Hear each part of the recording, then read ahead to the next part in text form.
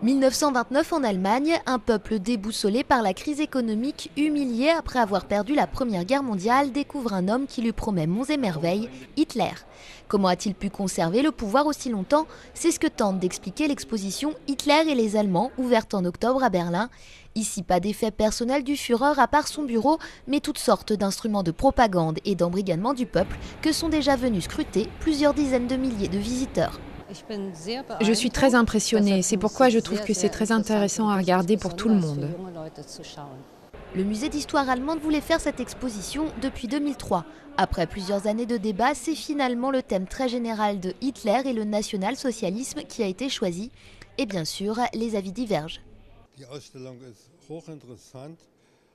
Cette exposition est très intéressante, même si je trouve qu'il manque beaucoup de choses. Comment en est-on arrivé à Hitler, par exemple?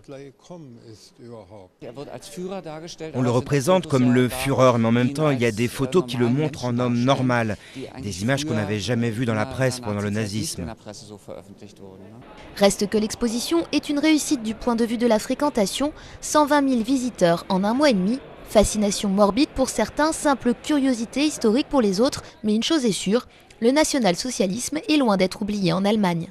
Comme le national-socialisme, c'est toujours quelque chose de très courant en Allemagne. Si on regarde la télévision, si on ouvre le journal, si on va dans les classes à l'école, si on voit l'enseignement, le national-socialisme est hyper présent.